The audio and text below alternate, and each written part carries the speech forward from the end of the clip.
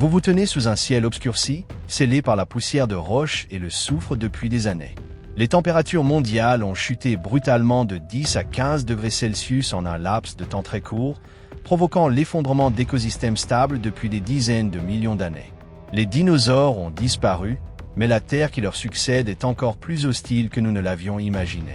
Voici la Terre après l'extinction des dinosaures, il y a environ 66 millions d'années, lorsque l'impact des jours a déchiré la surface de la planète, libérant une énergie équivalente à des milliards de bombes nucléaires.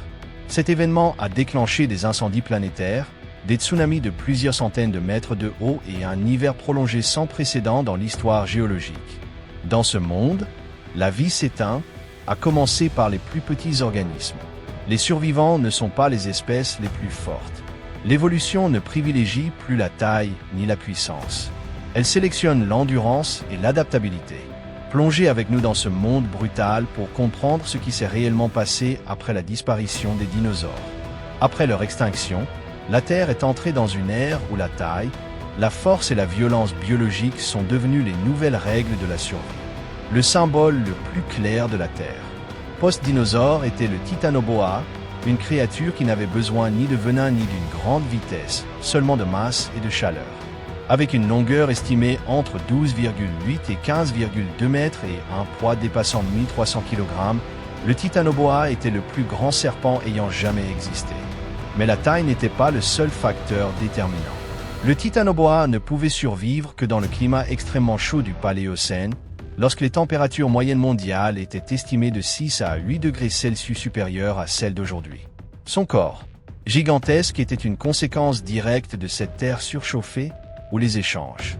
Insectes, le chant des oiseaux, le mouvement des écosystèmes ont disparu sur de vastes régions. Non pas parce que tous les organismes ont péri, mais parce que la densité de vie est tombée en dessous du seuil de perception de la planète. L'aspect le plus terrifiant de cette période fut la désorientation biologique. Des millions d'années d'évolution avaient optimisé les organismes pour un monde de lumière, de cycles stables et d'énergie continue. Lorsque ces conditions ont disparu, l'instinct n'était plus un avantage. La taille, la force, la vitesse, ces caractéristiques qui avaient dominé le monde mésozoïque, sont devenues des fardeaux mortels. La Terre n'était plus familière à sa propre vie. Et dans ce monde, environ 75% des espèces ont disparu lorsque le système de maintien de la vie de la planète s'est effondré. Les plantes furent les premières victimes à l'échelle planétaire lorsque la lumière du Soleil fut bloquée pendant des années. La photosynthèse s'est quasiment arrêtée partout dans le monde. Les plantes terrestres ont lentement disparu. Le plancton photosynthétique des océans, la base de 90% de la biomasse marine, s'est effondrée. La disparition des producteurs a entraîné une chute en cascade des niveaux supérieurs. Les herbivores ont disparu en premier, suivis des carnivores. Les espèces les plus grandes, et donc les plus énergivores, ont disparu le plus rapidement. Avec cette extinction sont apparus les pluies acides. Le dioxyde de soufre présent dans l'atmosphère a réagi avec la vapeur d'eau pour former de l'acide sulfurique qui retombait sur la surface sous forme de pluie corrosive. Les océans sont rapidement devenus acides, rendant impossible la survie des organismes à coquilles calcaires tels que les ammonites, les coraux et de nombreuses espèces de plancton. Les mers, principale source de vie sur Terre, sont devenues un environnement hostile sans précédent depuis la mise au jour des fossiles au Crétacé-Paléogène, KPG. Les données montrent qu'environ 75% des espèces terrestres ont disparu. Ce chiffre n'est pas une simple estimation. Il est étayé par des preuves multidisciplinaires, la stratigraphie, la géochimie, la paléontologie et la modélisation climatique. Il est important de noter que cette extinction n'a pas été aléatoire. Elle a suivi un schéma précis. Les espèces les plus grandes ont disparu en premier et les espèces spécialistes ont disparu plus rapidement. Les organismes dépendants d'environnements stables n'ont pas pu se rétablir. Les océans, autrefois considérés comme un rempart sûr, n'ont pas été épargnés. L'acidification rapide due aux pluies acides et au dioxyde de carbone dissous a empêché les organismes à coquilles calcaires de former leurs minéraux. Les ammonites, de nombreux coraux et le plancton calcaire ont disparu en masse lorsque la base de la chaîne alimentaire marine s'est effondrée. Les grands poissons et les reptiles marins qui dominaient jadis ont disparu silencieusement des archives géologiques. Le pollen fossile révèle une transition brutale des arbres aux fougères et aux plantes pionnières, des espèces capables de se développer rapidement dans des conditions extrêmes. Il ne s'agissait pas d'une restauration, mais du signe d'une ruine, un écosystème retournant à un état primitif. Ce qui rend cette période véritablement terrifiante, ce n'est pas seulement le nombre d'espèces disparues, mais la rapidité avec laquelle elle s'est produite. Dans l'histoire de la Terre, de nombreuses extinctions massives se sont déroulées sur des centaines de milliers, voire des millions d'années. Cette fois-ci, l'effondrement s'est produit en quelques dizaines de milliers d'années seulement. Et pour de nombreux groupes, en quelques milliers d'années à peine, l'évolution, qui a besoin de temps, n'a pas pu suivre. Tous les organismes n'ont pas besoin d'une forte luminosité, de longues chaînes alimentaires ou d'environnements stables. Certaines espèces se nourrissent de restes, de charognes et de débris, ou peuvent hiberner, ralentir leur métabolisme et endurer de longues périodes de famine. Les archives fossiles conservent quelques rares lueurs d'espoir dans l'obscurité. Petits mammifères, oiseaux, crocodiles, tortues, amphibiens et de nombreux groupes d'insectes. Ils partageaient des caractéristiques essentielles: petite taille, faibles besoins énergétiques, cycle de vie court et capacité d'adaptation. Mais surtout, les écosystèmes ne se sont pas rétablis immédiatement après l'extinction. Il a fallu des millions d'années pour que la biodiversité retrouve son niveau d'avant l'impact. Ceci révèle une dure réalité. La vie ne se rétablit pas d'un claquement de doigts. Elle se reconstruit lentement à travers d'innombrables expériences évolutives, la plupart infructueuses, quelques-unes seulement couronnées de succès à l'échelle planétaire. Cette période a marqué une restructuration de la biosphère, laissant des rôles écologiques vacants, comme celui des grands herbivores et des superprédateurs. Le monde est entré dans une ère relativement calme, où la vie a survécu sans pour autant dominer. Et dans ce silence, de nouvelles lignées évolutives commencèrent discrètement à s'implanter. Lorsque 75% de la vie disparut, la Terre n'entra pas dans un âge d'or. Une planète orbitant toujours autour du Soleil, abritant toujours des océans et des continents, mais dont les rôles écologiques étaient désormais vacants. Les chaînes alimentaires furent brisées et l'évolution dut recommencer à partir des vestiges. De ces cendres, ce ne furent pas les plus forts qui émergèrent en premier, mais les plus modestes. Petite taille, cycle de vie court et faibles besoins énergétiques. Des caractéristiques autrefois perçues comme des faiblesses devinrent des atouts absolus dans un monde pauvre en lumière et en ressources. Les mammifères post-dinosaures n'étaient pas plus gros que des souris. Ils vivaient dans des terriers, se nourrissaient de ce qu'ils pouvaient, étaient actifs la nuit et pouvaient réguler leur température corporelle, un avantage vital lorsque le climat subissait de fortes variations. Les fossiles montrent que de nombreuses espèces pouvaient hiberner, ralentissant leur rythme biologique pour survivre à de longues périodes sans nourriture. À mesure que les géants s'éteignaient, des lacunes écologiques s'ouvrirent et les mammifères commencèrent à les combler, étape par étape, lentement mais inexorablement. Les oiseaux furent un autre groupe à survivre. Mais pas toutes. Seules les espèces petites, agiles en vol et à l'alimentation flexible ont survécu à la phase initiale. Le vol était bien plus qu'un simple moyen de trouver de la nourriture. C'était une stratégie de survie face à l'effondrement de leur environnement. À partir de ces lignées survivantes, les oiseaux se sont diversifiés à nouveau, reconquérant les cieux jadis dominés par les dinosaures volants. Les crocodiles et les tortues, souvent qualifiés de fossiles vivants, ont survécu grâce à leur métabolisme lent et à leur capacité à jeûner pendant de longues périodes. Les crocodiles peuvent survivre des mois sans manger et prospérer dans des eaux troubles et pauvres en oxygène. Paradoxalement, ce qui pourrait passer pour une obsolescence évolutive, une quasi-absence de changement sur des dizaines de millions d'années, leur a permis de survivre dans un monde en plein bouleversement. Chez les plantes, les fougères sont devenues un symbole de renouveau. Le pollen fossile montre qu'après l'impact, les fougères ont proliféré à travers le monde, créant ce que les scientifiques appellent un pic de fougères, une signature géologique indéniable de la catastrophe. Les fougères n'ont pas besoin de fleurs, ne dépendent pas des insectes, pollinisateurs et peuvent se propager par spores même dans des conditions extrêmes. Ils ne créent pas de forêt pérenne, mais préparent le terrain pour le retour d'écosystèmes plus complexes. Les mammifères sont progressivement devenus de grands herbivores, des superprédateurs et finalement des êtres capables de pensée abstraite. La fin du Crétacé n'a pas ouvert la porte à un paradis instantané. Elle a marqué le début d'une planète profondément meurtrie. Pendant des millions d'années après la catastrophe, la Terre a fonctionné comme un laboratoire impitoyable. Le ciel était saturé de poussières atmosphériques. Le climat oscillait entre des extrêmes et les chaînes alimentaires étaient complètement bouleversées. C'est à cette frontière ténue entre la survie et l'extinction que les lois de l'évolution ont opéré une sélection impitoyable. Le contrôle de la planète n'appartenait plus aux plus grands géants, mais aux organismes les plus aptes à une adaptation flexible. Le nouveau monde qui a succédé à l'ère des dinosaures a émergé dans les espaces froids et silencieux de niches écologiques vides. La persistance des points mammifères dans cet environnement post-apocalyptique n'était pas un hasard de l'histoire, mais un témoignage de la résilience de la vie face aux bouleversements géologiques. L'extinction des dinosaures n'était donc pas une simple fin. Elle marquait le début d'un nouvel ordre biologique, un chapitre difficile mais nécessaire qui a finalement ouvert la voie à l'émergence de l'humanité. Merci d'avoir suivi UFO Space jusqu'au bout de ce voyage à travers l'immensité de l'univers.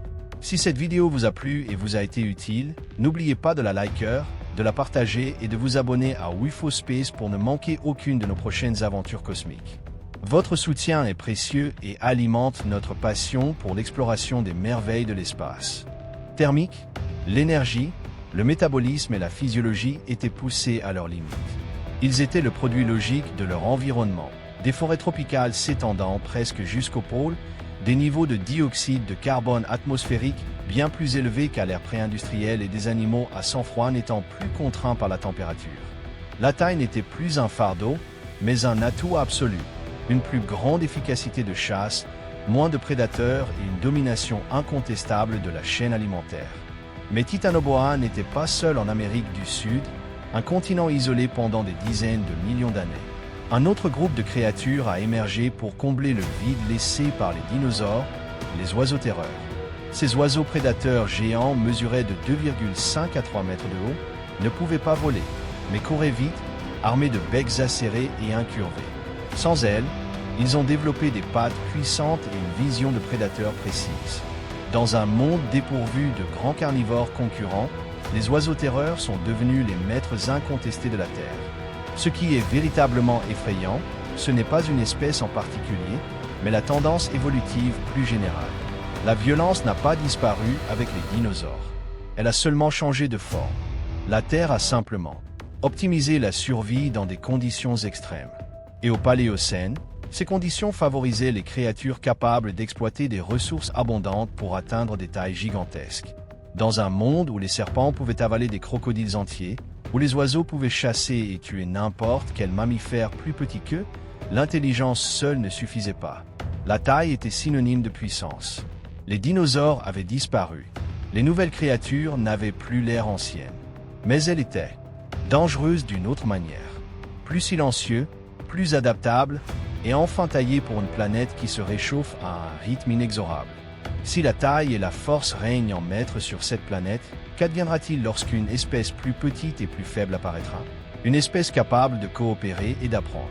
Après que les premiers monstres eurent établi les nouvelles règles de la survie, la Terre ne s'arrêta pas là.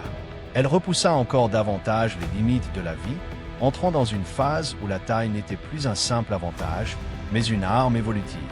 Ce fut l'ère des mégapanas, une époque où les créatures ne grandissaient plus pour impressionner, mais pour survivre sur une planète impitoyable. À travers les prairies gelées et les forêts ouvertes du Pléienne, les mammouths mesuraient plus de 3,4 mètres au garrot et pesaient entre 6 et 8 tonnes. Leurs longues défenses incurvées n'étaient pas seulement des outils pour creuser la neige et trouver de la nourriture, mais aussi des armes de défense contre d'autres prédateurs massifs. Ici, la taille signifiait la capacité de conserver la chaleur, d'emmagasiner de l'énergie et d'endurer des hivers qui duraient des dizaines de milliers d'années. Mais les mégapanas n'étaient pas que de doux géants. Megatherium, le paresseux terrestre géant d'Amérique du Sud, pouvait atteindre 6 mètres de haut lorsqu'il se dressait et pesait plus de 4 tonnes. Avec ses longues griffes et ses muscles énormes, il était loin d'être un herbivore passif. Tout porte à croire que Megatherium était suffisamment puissant pour se défendre contre les grands prédateurs, faisant de sa taille imposante un véritable bouclier vivant.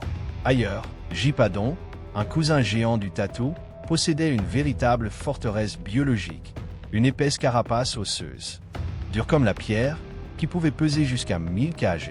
En boule, Gypadon était quasiment invulnérable.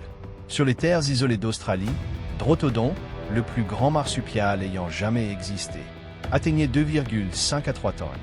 Il dominait sa niche écologique simplement par sa taille. Dans les plaines arides, sa taille lui permettait de parcourir de plus longues distances pour trouver de l'eau et de la nourriture, tandis que peu de créatures osaient le défier. Et puis, il y avait une créature qui a bouleversé toutes les idées reçues sur le prédateur ultime. Le mégalodon, dans les océans, où une taille plus imposante signifie un meilleur contrôle de l'énergie. Le mégalodon atteignait une longueur estimée entre 18 et 20 mètres, avec des dents pouvant mesurer jusqu'à 18 cm. Les modèles biomécaniques suggèrent une force de morsure allant de 8000 à 182 000 tonnes, suffisante pour broyer le crâne d'une grande baleine d'un seul coup. L'essentiel est le suivant. Les mégapodes ne sont pas apparus par hasard. Ils sont le fruit de la convergence de 3 facteurs. Premièrement, l'extinction des dinosaures a éliminé leurs principaux concurrents écologiques. Deuxièmement, l'abondance des ressources, la végétation luxuriante et la richesse en biomasse des océans ont permis à ces organismes massifs de satisfaire des besoins métaboliques élevés. Troisièmement, la pression évolutive a favorisé les individus plus grands, la réduction du nombre de prédateurs, une durée de vie plus longue et une reproduction plus efficace. L'ère des mégapodes a donc marqué à la fois l'apogée et la limite d'une stratégie évolutive. La Terre avait expérimenté la taille maximale, et cette stratégie a fonctionné un temps, jusqu'à ce que les conditions changent. Aux confins de ce monde de géants, une espèce plus petite, plus faible, mais plus adaptable, a commencé à apparaître. Elle ne possédait ni les dents des mégalodons, ni l'armure des gypadons, ni le poids des mammoths. Ce qu'il possédait en revanche, c'était un cerveau adaptable, des mains habiles et la capacité d'apprendre. Car à l'époque où la Terre était dominée par des géants, l'arrivée des humains n'était pas un triomphe. C'était simplement une nouvelle expérience de l'évolution. Les premiers primates sont apparus en Afrique il y a environ 6 à 7 millions d'années, sans longues canines, sans griffes, sans vitesse exceptionnelle ni force prodigieuse. Ils possédaient en revanche des mains préhensiles dotées de pouces opposables qui leur permettaient de tenir, de faire pivoter et de manipuler des objets. Les premiers hominidés, tels qu'Oralopithecus en France, mesuraient moins de 1,5 m et pesaient seulement 30 à 45 kg, ce qui les rendait terriblement fragiles face aux prédateurs géants. Ils ne chassaient pas de grandes proies. Ils se nourrissaient de charognes, de nourriture et se cachaient.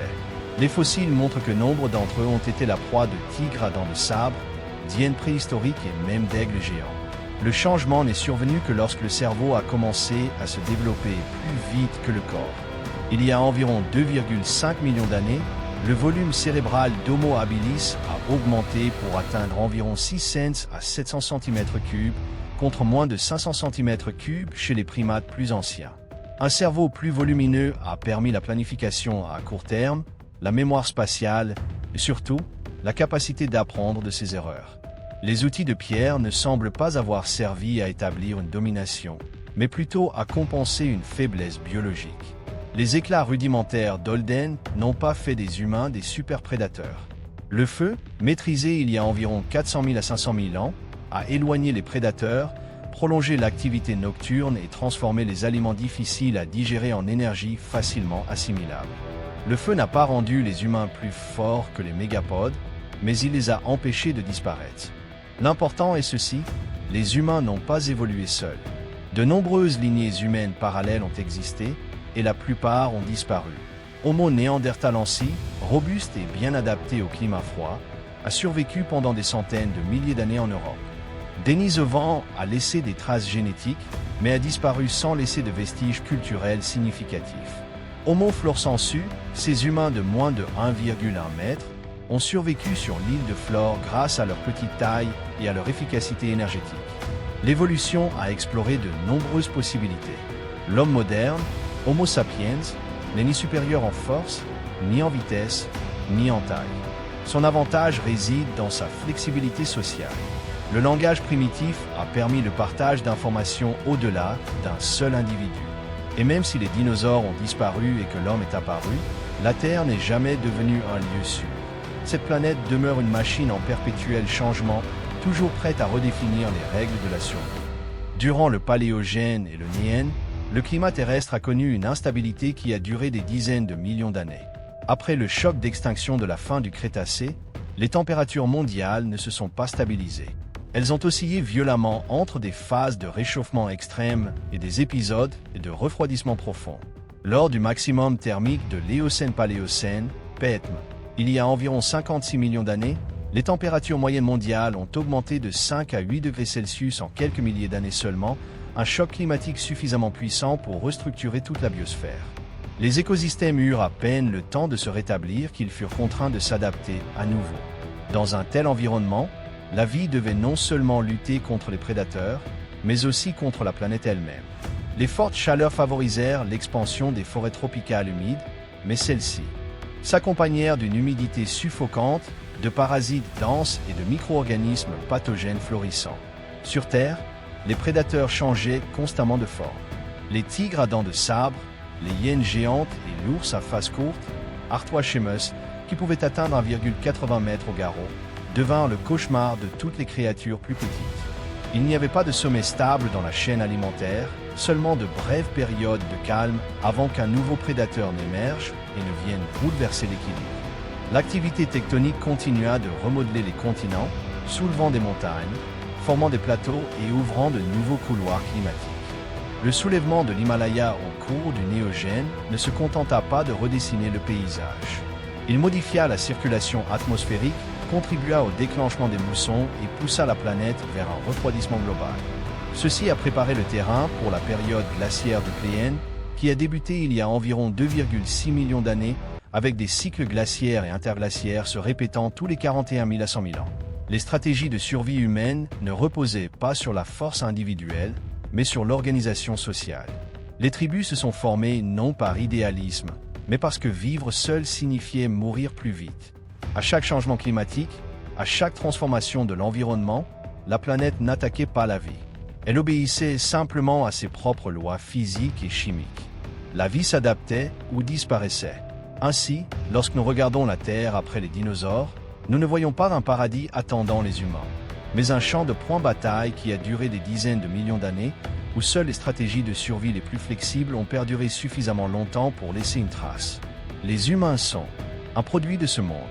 Non pas des vainqueurs absolus, mais des survivants acharnés. Et, si la Terre a déjà été ainsi, qu'est-ce qui a tout déclenché? Pour répondre à cette question, nous devons remonter le temps jusqu'au moment où cette planète a véritablement été réinitialisée.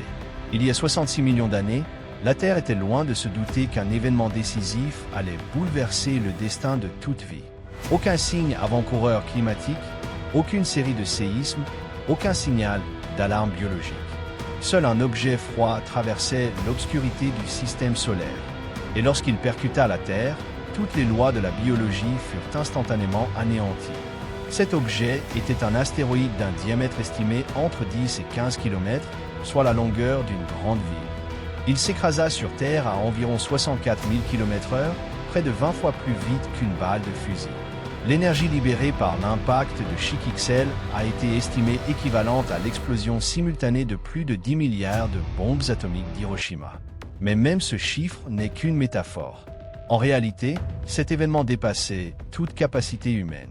En quelques secondes, la croûte terrestre, dans ce qui est aujourd'hui la péninsule du Yucatan, fut comprimée, fondue et presque entièrement vaporisée. Le cratère de Chicxulub, d'environ 180 km de diamètre et près de 20 km de profondeur, n'est pas qu'une simple cicatrice géologique. Il marque la frontière entre deux mondes biologiques. Sous la pression et la température extrême de l'impact, le calcaire riche en soufre de la région s'est vaporisé et a été projeté dans l'atmosphère. Ce phénomène allait devenir l'un des facteurs les plus importants plongeant la Terre dans l'âge sombre qui suivit. Des ondes de choc ont parcouru la planète à des vitesses supersoniques, déclenchant des séismes mondiaux estimés à plus de 10 magnitudes. Aucun continent n'a été épargné. Dans de nombreuses régions, les volcans ont connu une activité accrue, déversant encore plus de gaz et de cendres dans un ciel déjà chaotique. L'impact lui-même s'est terminé en quelques minutes, mais ses conséquences ne faisaient que commencer. Dans les premières heures, des incendies de forêt ont éclaté à l'échelle mondiale, tandis que des milliards de fragments incandescents issus de l'impact rentraient dans l'atmosphère et retombaient sur la surface de la Terre. La chaleur était si intense qu'elle a enflammé la biomasse sur la plupart des continents.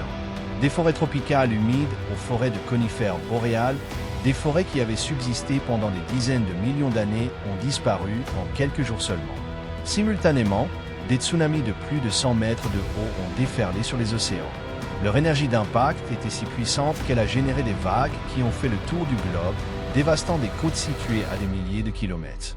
L'impact a projeté dans l'atmosphère environ 15 billions de tonnes de poussière et de composés soufrés, provenant principalement des couches rocheuses riches en sulfate de la région du Yucatan. Ces particules ne sont pas retombées immédiatement. Elles sont restées en suspension dans la stratosphère, formant un voile dense qui a enveloppé la planète entière. La lumière du Soleil, source d'énergie essentielle à la plupart des formes de vie, a été presque totalement bloquée. Les modèles climatiques montrent que la Terre est entrée dans une phase appelée hiver d'impact, d'une durée de 10 à 15 ans. Les températures moyennes mondiales ont chuté d'environ 20 à 25 degrés Celsius en peu de temps, un choc auquel les écosystèmes n'ont pas pu s'adapter. Il ne s'agissait pas de la lente transition climatique d'une période glaciaire, mais d'un effondrement brutal des temperatures. Les espèces dépendantes d'environnements stables, en particulier les grands organismes, se sont retrouvées dans une impasse. Dans ce contexte, la Terre est devenue un monde gris, froid et silencieux. Les sons familiers de la vie, le bourdonnement des